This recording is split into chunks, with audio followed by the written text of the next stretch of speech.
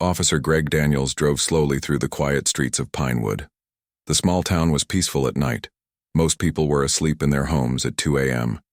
Greg had been a police officer for 15 years. He loved the night shift because it gave him time to think. The radio in his police car was silent. It had been a quiet night so far. Greg drove past closed shops and empty parking lots. His flashlight beam swept across the community park as he passed. Something caught his eye. He stopped the car and looked again. There was a small shape on one of the park benches. It didn't look right. Greg parked his car and got out. The night air was cold and his breath made small clouds in front of his face. He walked toward the bench, his hand resting on his gun just in case. As he got closer, Greg's heart began to beat faster. It was a child. A young boy was lying on the bench, not moving. Greg rushed forward, worried that the worst had happened. The boy looked about 12 years old. He wore jeans and a thin jacket that wasn't warm enough for the cold night. His face was very pale. Greg checked for a pulse. It was there, but weak and too fast. The boy was alive, but clearly very sick. Greg reached for his radio and called for an ambulance. "This is Officer Daniels. I need medical help at Pinewood Community Park right away. I have an unconscious child, male, about 12 years old. Pulse is rapid, but weak. He's barely breathing." "DU." Dispatcher responded immediately. "Ambulance is on the way, Officer Daniels. ETA 5 minutes. Greg looked at the boy again. He noticed a large duffel bag clutched tightly in the boy's arms. Even unconscious, the child held on to it like it was precious. Greg gently tried to move the bag aside to make the boy more comfortable, but the child's fingers were locked around the strap. "Hey, buddy," Greg said softly. "Can you hear me? You're going to be okay. Help is coming." The boy didn't respond. His skin felt cold and clammy. Greg took off his jacket and placed it over the child. He knew not to move someone who might be injured, but he checked the boy's pockets looking for any ID. There was nothing. No school ID card, no phone, nothing that could tell Greg who this child was or who his parents were. The duffel bag might have some answers. Greg carefully worked to loosen the boy's grip on the bag. Finally, the child's fingers relaxed enough for Greg to slide the bag free. It was surprisingly heavy. Greg unzipped the bag, expecting to find clothes or maybe sports equipment. What he saw instead made him freeze. The bag was filled with medical supplies, several boxes of insulin pens, blood testing equipment, syringes, glucose tablets, and at the bottom, a worn notebook and a small teddy bear that looked like it had been loved for many years.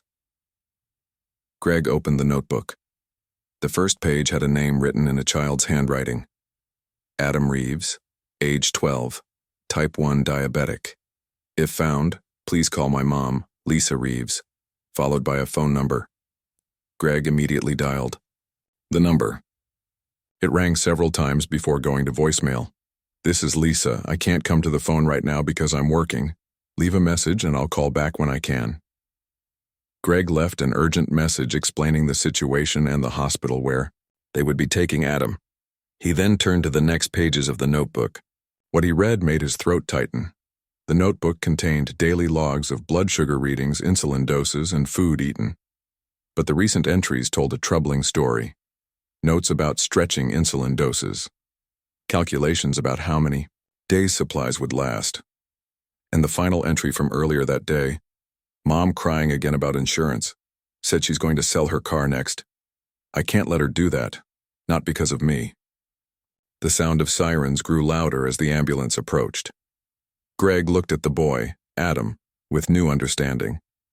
This child wasn't just sick. He was running away because he thought he was a burden to his mother. The paramedics arrived and quickly assessed Adam. They confirmed Greg's suspicion. "He's in diabetic ketoacidosis," the female paramedic said as they transferred Adam to a stretcher. "Probably been without proper insulin for days. It's life-threatening. We need to move fast." Greg showed them the duffel bag. "He's a type 1 diabetic. Looks like he's been rationing his insulin." The paramedics exchanged concerned looks as they placed an IV in Adam's arm and loaded him into the ambulance. Greg decided to follow them to the hospital. He couldn't explain why, but he felt responsible for this boy now. He had seen too many sad stories in his years as a police officer, but something about Adam's situation hit him hard. At the hospital, Greg gave the emergency room doctor all the information he had found. The doctor looked grim as he reviewed the notebook. "This is becoming too common," the doctor said. "Insulin prices are so high, and if you lose insurance coverage—" He shook his head and hurried back to Adam. Greg sat in the waiting room, still, trying to reach Lisa Reeves. He called the number again and again. No answer. He looked through the notebook more carefully. There was an address written on the inside back cover. Greg decided he would go there as soon as his shift ended. As dawn approached, a nurse came to update Greg. "The boy is stabilized, but it was close. Another hour or two, and we might have lost him. Are you a relative?" Greg shook his head. "Just the officer who found him. No luck reaching his mother yet." The nurse looked worried. "That's unusual. Most parents would be here immediately." "I don't think it's because she doesn't care," Greg said, showing the nurse the notebook. "Look at these entries. This mom has been working multiple jobs trying to afford his medication. The boy ran away because he thought he was a burden." The nurse's eyes filled with tears as she read. "This shouldn't happen. Not here, not anywhere." Greg's shift had officially ended, but he couldn't go home. Not yet. He drove to the address from the notebook. It was in a rundown apartment complex on the edge of town. When he knocked on the door of apartment 3B, there was no answer. A neighbor poked her head out of 3C. "Looking for Lisa?" the elderly woman asked. "She won't be home until noon. Works the night shift at the diner, then morning shift at the office buildings downtown. Cleaning, I think." "Her son is in the hospital," Greg explained. "It's urgent I find her." The woman's face showed concern. "Poor Adam, such a good boy. Lisa works so hard for that child. 3 jobs now since they lost their insurance. The diner on Main Street is her night job. Sunshine Diner. She might still be there." Greg thanked her and drove quickly to the diner. When he walked in, the morning crowd was just arriving. A tired-looking waitress with blonde hair pulled back. In a ponytail was refilling coffee cups. Her name tag said Lisa. Greg approached her carefully. "Lisa Reeves?" She looked up, instantly alert and worried when she saw his uniform. "Yes? What's happened?" "I'm Officer Daniels. Your son Adam is at County General Hospital. He's stable now, but—" Lisa dropped the coffee pot, not seeming to notice as it shattered on the floor.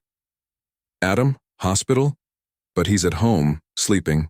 I checked on him before I left for work last night." Greg gently explained what had happened. As he spoke, Lisa's face went from confusion to horror to devastation. "He took his emergency bag," she whispered. "I've been working doubles all week. I didn't even notice it was gone." Tears streamed down her face. "My car broke down 3 days ago.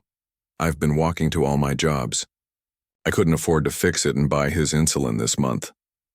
A diner manager appeared, alarmed by the broken pot.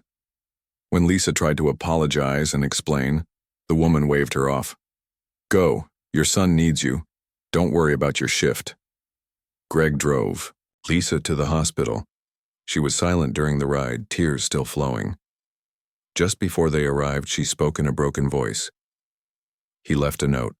"I found it this morning but couldn't make sense of it." He wrote, "I won't be a burden anymore.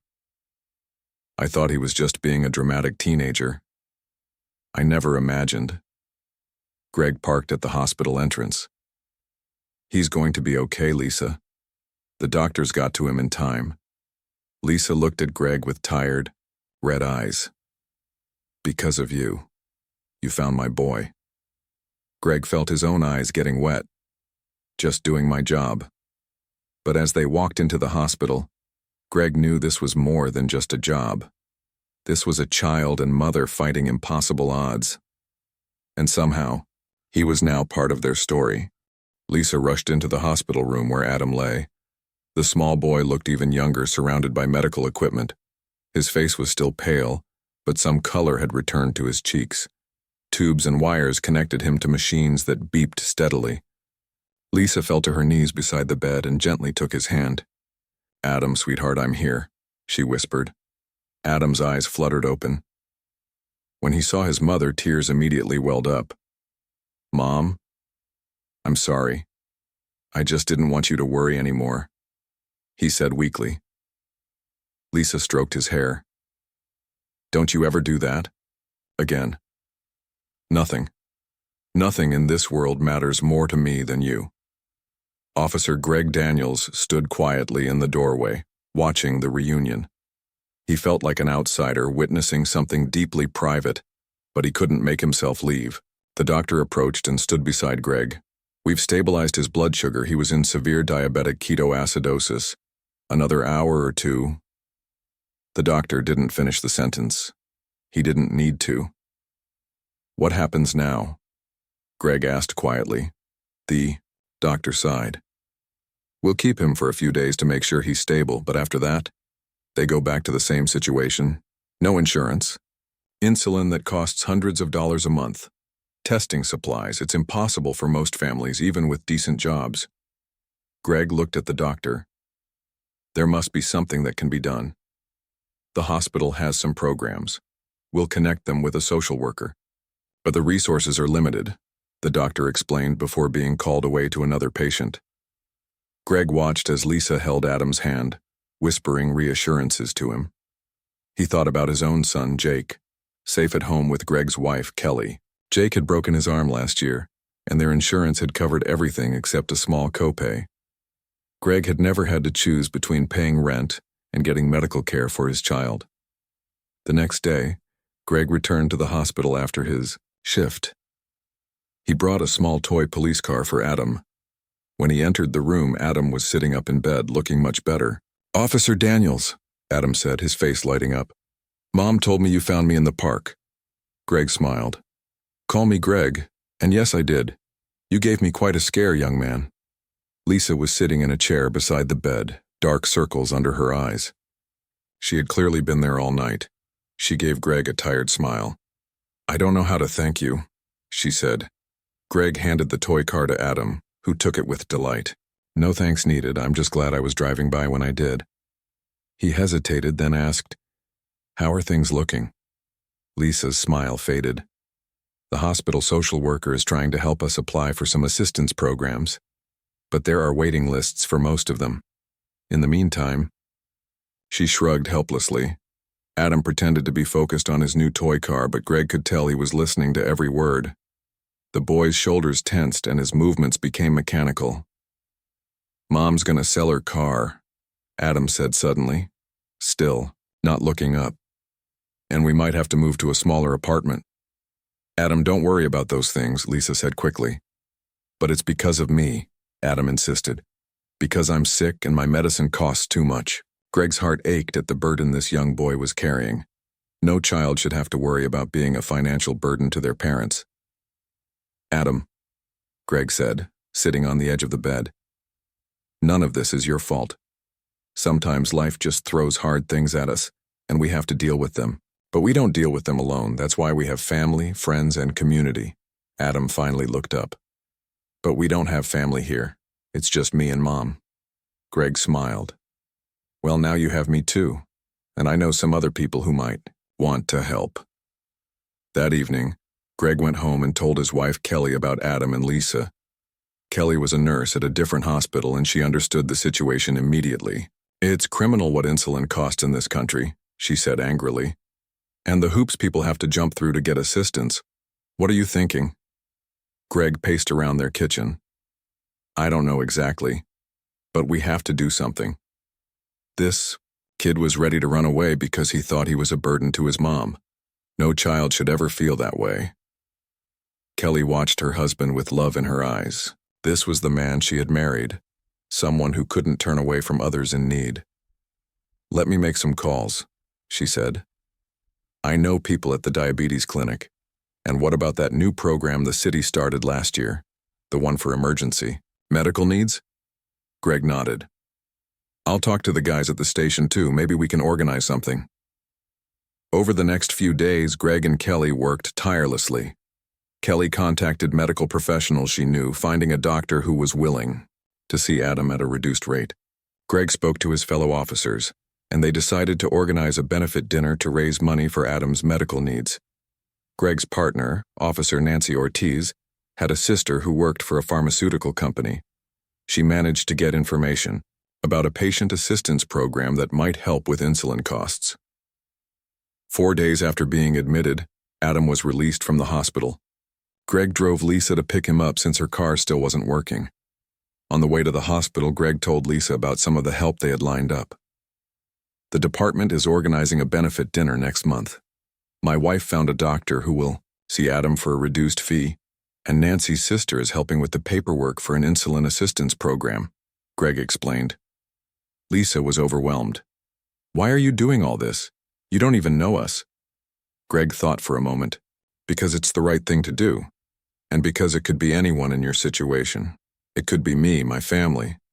We're all just one job loss, one medical diagnosis away from needing help.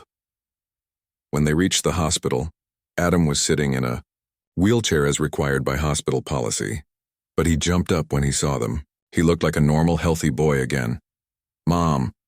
Greg. Can we go home now? The food here is terrible, he said with the honesty only a child could get away with.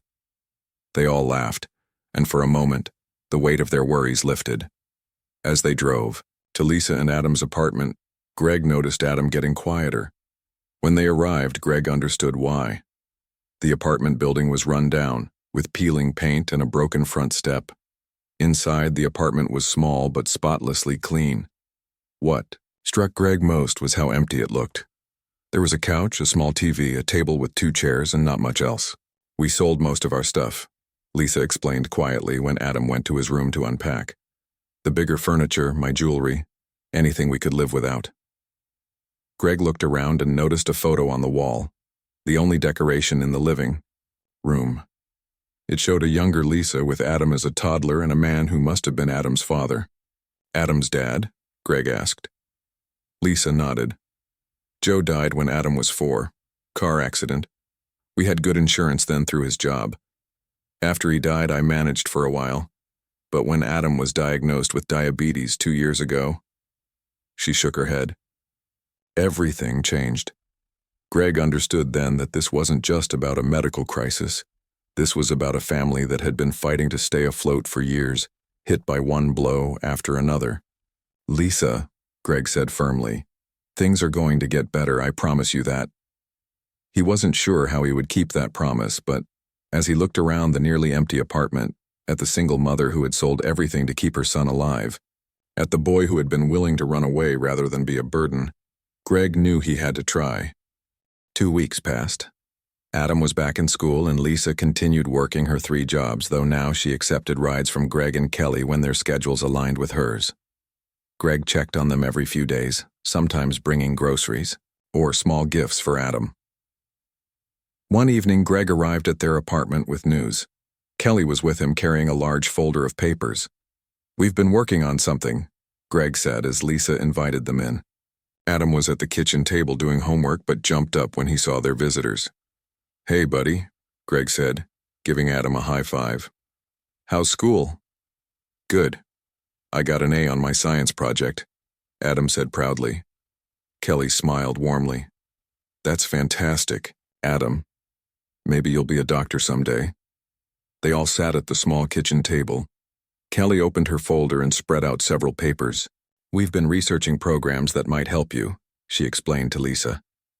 There's a state children's health insurance program you might qualify for. The application is complicated, but I've filled out most of it for you. You just need to add some personal information and sign it. Lisa's eyes widened as she looked at the forms. I tried applying for that before, but I got rejected. They said I made too much money. Kelly nodded. That's common, but there are special considerations for children with chronic conditions like diabetes. Plus, your income situation has changed since you lost your full-time job. We think you have a good chance now. Greg pointed to another form. And this is for a housing assistance program. The waiting list is long, but they have emergency provisions for families with medical needs. Lisa looked overwhelmed. I don't know what to say. You've done so much already. We're just getting started, Greg said with a smile. The benefit. Dinner is scheduled for next Saturday at the community center. The whole department is involved and local businesses are donating food and items for the silent auction. Adam had been listening quietly. Now he spoke up. Why are you helping us so much? You're not even related to us. The adults fell silent. Greg looked at the boy thoughtfully. Adam, do you remember what I told you at the hospital? About how we don't face hard times alone, Greg asked. Adam nodded. Well, that's what community means. Sometimes you need help and sometimes you give help. Right now, you and your mom need some help. Someday you'll be the one helping someone else. Adam seemed to think about this. Like paying it forward? Greg smiled. Exactly like that. Kelly reached into her bag and pulled out one more thing, a flyer. She handed it to Lisa. There's one more thing. The hospital where I work is starting a new program for children with diabetes. It's a summer camp where kids learn to manage their condition while having fun with other kids like them. All expenses paid. Adam would be perfect for it. Adam's eyes lit up. A summer camp? With other kids who have diabetes too? Kelly nodded. You wouldn't be the only one checking your blood, sugar, or taking insulin. Everyone there would understand exactly what you deal with every day. For the first time since Greg had met him, Adam looked like a carefree child, excited about something that had nothing to do with financial worries or medical fears. Later that week, Greg was on patrol when he got a call from the hospital. Adam had been admitted again. Greg rushed there immediately, his heart pounding with worry. When he arrived, he found Lisa in the waiting room, her face pale with fear. What happened? Greg asked. His blood sugar crashed during gym class, Lisa explained, her voice shaking. The school nurse gave him glucose, but it wasn't enough. He lost consciousness. The doctor came out to update them. Adam is stable now. This wasn't like last time. His blood sugar went too low rather than too high. It can happen when insulin doses and activity levels aren't perfectly balanced. Can I see him? Lisa asked anxiously. Of course. He's awake and asking for you, the doctor said. Greg waited while Lisa went in to see Adam. A few minutes later, she came back and motioned for Greg to join them. Adam was sitting up in bed looking embarrassed. Hey, sport, Greg said, trying to sound casual. Rough day at school? Adam shrugged. I didn't want to eat my whole lunch because Jason Thompson was making fun of me for having to check my blood sugar. Lisa looked shocked. Adam, you never told me kids were teasing you. I didn't want you to worry more. Adam mumbled. Greg sat on the edge of the bed. Adam, dealing with diabetes is hard enough without skipping meals. Who is this Jason? Kid? Just a boy in my class. He says I'm weird because I have to prick my finger and give myself shots. Greg thought for a moment. You know, I think this Jason needs some education. With your mom's permission, I'd like to visit your class and talk about what police officers do. And maybe I can bring along a friend of mine who's a paramedic. We could talk about medical conditions and how many people deal with them every day. Adam looked uncertain. Won't that make me stand out more? Not if we don't single you out. We'll talk about all kinds of medical conditions. Diabetes is just one of them, and we'll explain how brave people are who deal with these challenges every day. A small smile appeared on Adam's face. Like I'm brave? Greg nodded. One of the bravest kids I've ever met. The next day, with the principal's approval, Greg and his friend Steve, a paramedic, visited Adam's class. They talked about their jobs and how they helped people with all kinds of medical emergencies. Without mentioning Adam specifically, Steve explained diabetes in simple terms that the children could understand.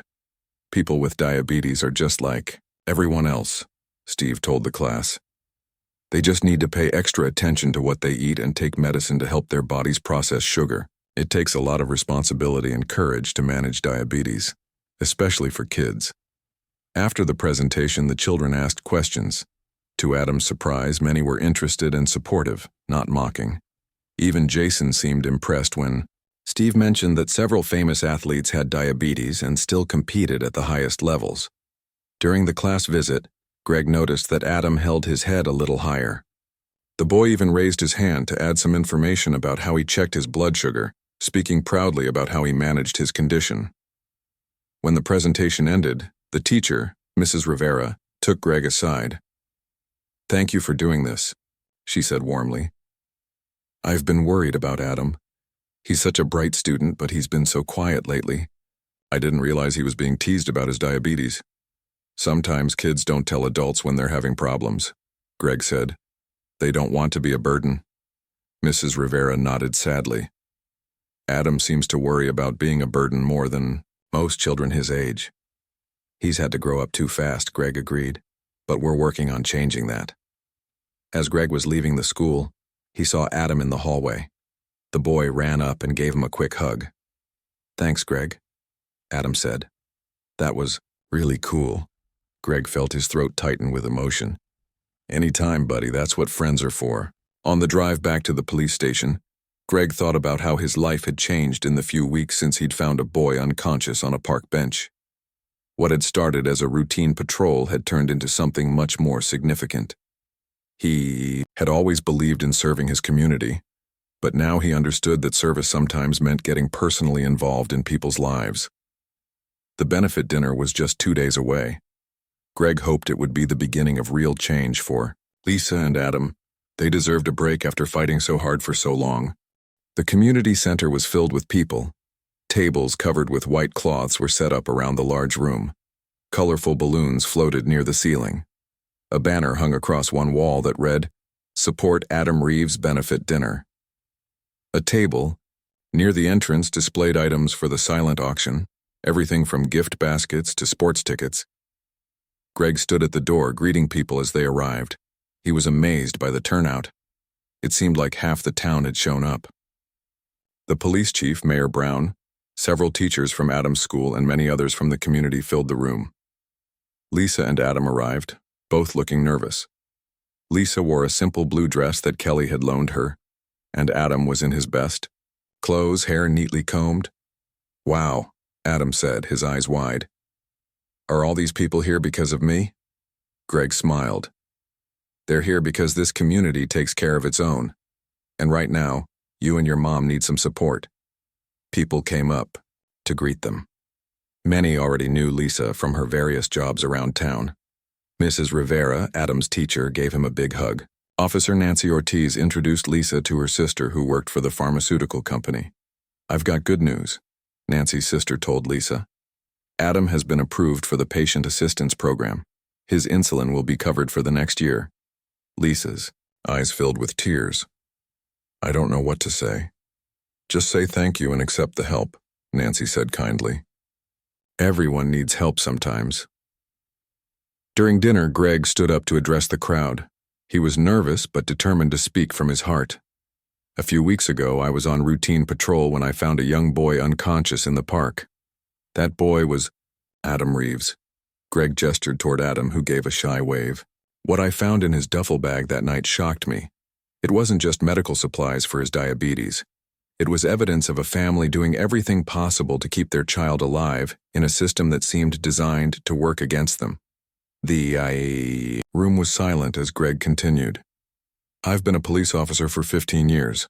I've seen a lot of bad things. But sometimes the worst tragedies aren't crimes or accidents. Sometimes they're good people being crushed by circumstances beyond their control. Lisa Reeves has worked 3 jobs, sold everything she owns, and gone without food herself to pay for her son's insulin. Adam, at 12 years old, tried to run away because he thought he was a burden to his mother." Many people in the audience wiped away tears. Lisa held Adam's hand tightly. "Tonight isn't just about raising money for one family," Greg said. "It's about showing what a community can do when we come together. It's about saying that no child should ever feel like a burden because they have a medical condition.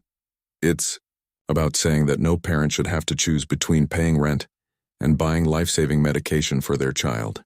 The crowd burst into applause. As Greg sat down, the mayor stood up. "Officer Daniels is right," Mayor Brown said. "This is about more than one family.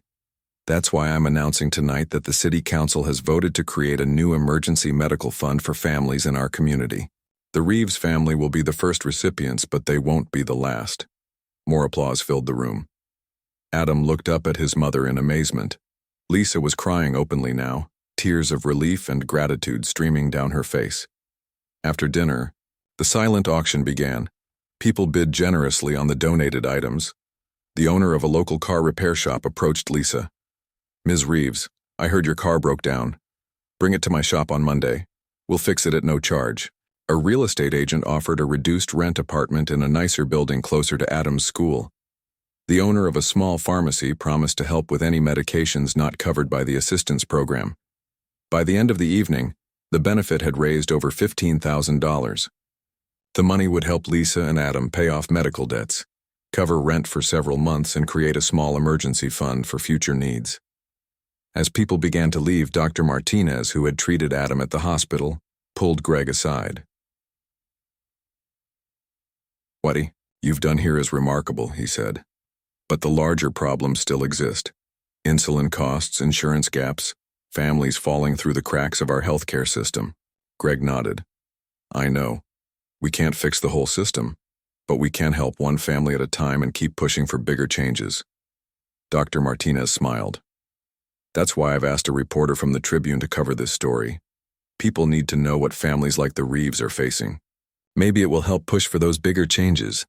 A woman with a notepad approached them. "I'm Karen Miller from the Tribune. Dr. Martinez mentioned you might have a story I should hear." Greg introduced Karen to Lisa and Adam. As Lisa began to share their story, Greg stepped back, watching as the reporter listened intently, occasionally wiping away tears.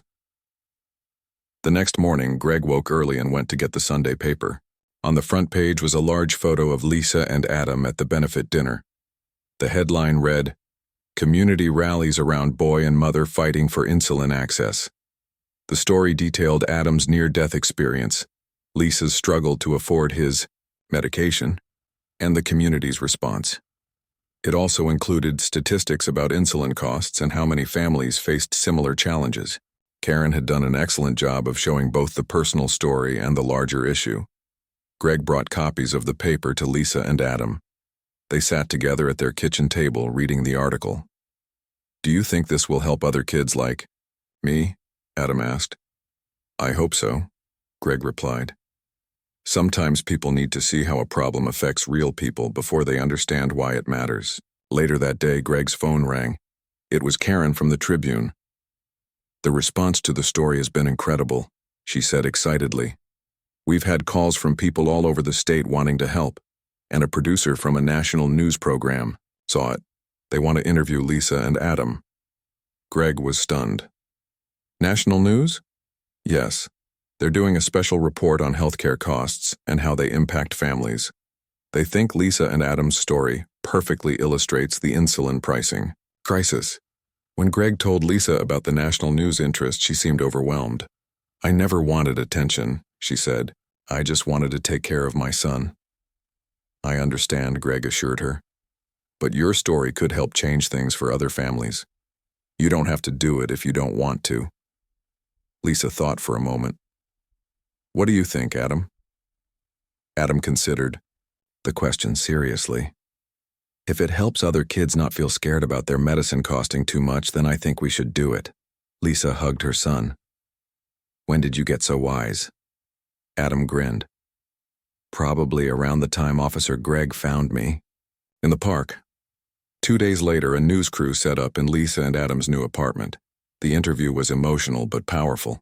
Lisa spoke honestly about her struggles, and Adam described what it felt like to worry about being a burden to his mother. The reporter asked Greg why he had gotten so involved with this family. "Because it could happen to anyone," Greg said simply. "Any of us could be one job loss, one medical diagnosis away from being in Lisa's position. I became a police officer to help people. Sometimes that means more than just enforcing laws." As the crew packed up their equipment, the reporter thanked them all. "Your story is going to make a difference," she said. "People need to understand that this isn't about politics or policy debates. It's about real people's lives." After everyone left, Greg, Lisa, and Adam sat together in the living room of the new apartment. "I'm proud of you both," Greg said. "Sharing. Your story takes courage." Adam leaned against his mother. "I'm not scared anymore about running out of insulin or being a burden." Lisa kissed the top of his head. "You were never a burden, sweetheart. Never." Greg looked at them both, this small family that had become so important to him. What had started as finding a boy with a duffel bag had turned into something much bigger than he could have imagined. 6 months had passed since the night Greg found Adam in the park. The seasons had changed and summer was now in full swing. Adam was at diabetes camp, the one Kelly had told them about. Lisa received daily updates from the camp counselors, including photos of Adam swimming, hiking, and laughing with other kids who understood exactly what he was going through. Lisa sat on the small porch of their new apartment, sipping coffee with Greg and Kelly. They had made this a Sunday morning tradition over the past few months.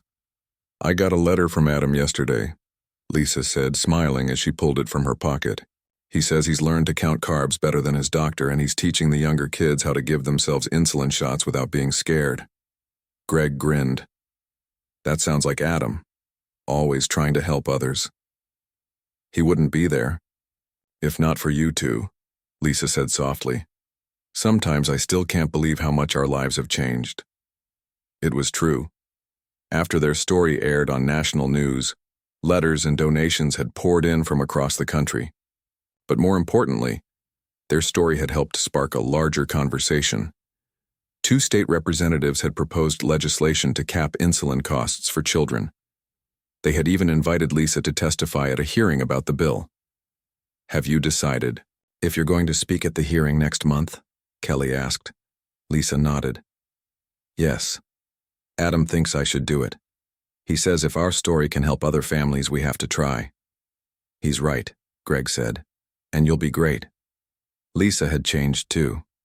With Adam's medical costs now covered by the Patient Assistance Program and the emergency fund created by the mayor, she had been able to quit 2 of her jobs. She now worked full-time as an office manager for Dr. Martinez, who had been so moved by their story that he had created a position specifically for her. "Did I tell you about the support group?" Lisa asked. "We had 15 parents at the meeting last week, people who are struggling with the same things I was, being able to help them find resources, to tell them they're not alone. It feels right." The CORE support group had been Lisa's idea. She knew firsthand how isolating it could be to deal with a child's chronic illness while also facing financial hardship. The group met twice a month at the community center, and each meeting included experts who could provide information about assistance programs, medication discounts, and other resources. Their conversation was interrupted by the sound of a car pulling up. It was Officer Nancy Ortiz dropping off a large envelope. "Morning, everyone," Nancy called as she walked up to the porch. "This came to the station for you, Lisa. Looked important, so I thought I'd bring it right over." Lisa opened the envelope curiously. As she read the letter inside, her hand flew to her mouth. "What is it?" Greg asked, concerned. "It's from a pharmaceutical company," Lisa said, her voice shaking. "They want Adam to be part of a clinical trial for a new long-acting insulin. All expenses paid, including travel to the research center every 3 months. And if the trial is successful, he would continue receiving the medication at no cost." Nancy grinned. "That's my sister's company. She's been pushing them to include kids from lower-income families in their trials. Makes the research more representative and helps families who need it." "This could change everything," Lisa whispered. "If it works, Adam might only need 1 injection a day instead of multiple times." Greg squeezed Lisa's hand. "He deserves this chance." Later that afternoon, Greg was on patrol when he drove past the community park. He slowed down, looking at the bench where he had found Adam that cold night. On impulse, he parked his car and walked over to sit on that same bench. So much had happened since that night. One small decision, to shine his flashlight toward the park during his patrol, had set off a chain of events that changed not just Adam and Lisa's lives, but his own life too. His phone buzzed with a text message from Kelly. "Turn on the radio. Channel 5. Greg turned on his patrol car radio and tuned to the station. The announcer was in the middle of a news story, and in a surprising move, the state legislature has passed the Insulin Affordability Act by a unanimous vote. The bill, inspired in part by the story of 12-year-old Adam Reeves and his mother Lisa, will cap the cost of insulin for all residents at $50 per month. Governor Wilson is expected to sign it into law next week." Greg sat in stunned silence. They had done it. A real change that would help thousands of families across the state, all because he found a boy with a duffel bag. The summer passed quickly. Adam returned from camp with new confidence and friends. The clinical trial was going well, and his diabetes was better controlled than ever before. Lisa's support group had grown to over 30 families, and she had been asked to speak at a national conference about community-based support for families dealing with chronic illness. On a warm September evening, Greg and Kelly hosted a barbecue in their backyard. Lisa and Adam were there, along with Nancy and her sister, Dr. Martinez, Mayor Brown, and several other people who had become part of their extended family over the past months. As the adults talked and laughed, Adam played basketball with Greg's son Jake in the driveway. The two boys had become fast friends despite their age difference. Lisa watched them with a peaceful smile. A year ago, Adam couldn't play like that.